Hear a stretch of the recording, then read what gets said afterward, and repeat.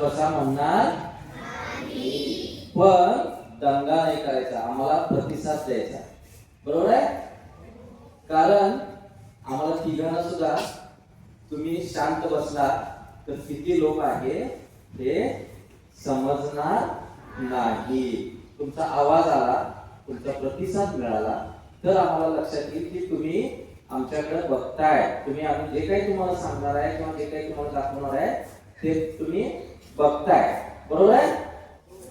तर प्रथम मी या शाळेच्या मुख्याध्यापिका मॅडम यांचे आभार मानतो, कारण दिव्यांग सप्ताह हा औपचारिक भाग होता. त्यांनी विविध जे काही इतर नियोजन आता मॅडमनी सांगितलं तर असे वेगवेगळे उपक्रम घेऊन तुम्ही खऱ्या अर्थानं दिव्यांग सप्ताह इथे साजरा करताय. त्याबद्दल मी सगळ्या आदर्श शिक्षण मंदिरच्या टीमचे इथं आभार मानतो. आणि या आमच्या छोट्याशा आपल्या मार्गदर्शनासाठी आम्हाला बोलवलेल्या कार्यक्रमाला सुरुवात करतो. मित्रांनो,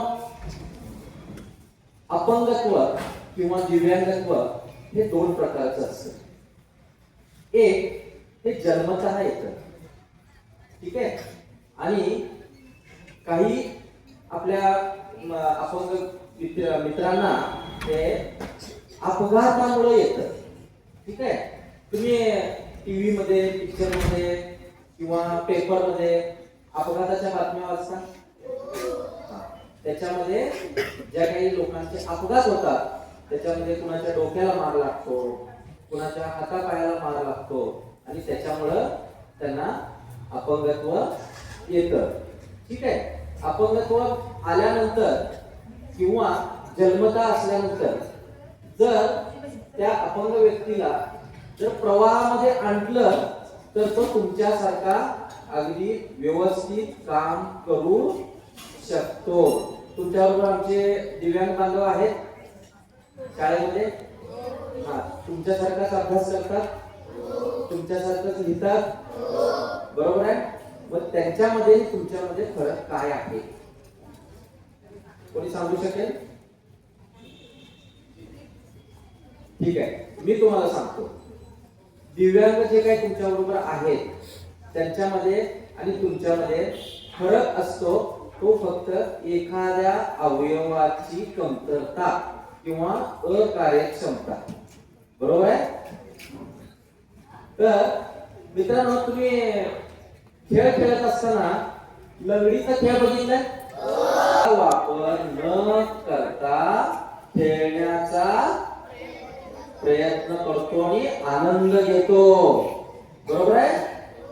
हा, तर आम्ही इथं जे तिघ बसलेलं आहे त्यांच्या डोळ्याला कुठलीही कापडी पट्टी तुम्ही आंधळी गोष्टी खेळताना बांधता तशी नाही. पण काय झालेलं आहे तर डोळे हा जो अवयव आहे आपला तो विकसित व्यवस्थित झालेला नाही. पण तुमच्या आणि माझ्यामध्ये काय फरक आहे का? बरोबर आहे? मग आता सगळ्यांनी मिळून एक आपल्या मनाशी गाठ बांधून ठेवायची आहे. दिव्यांग हा तुमच्यापेक्षा काही वेगळा नाही आणि त्याला आपण सगळ्यांनी आपल्यामध्ये सामावून घ्यायचं आहे. बरोबर आहे?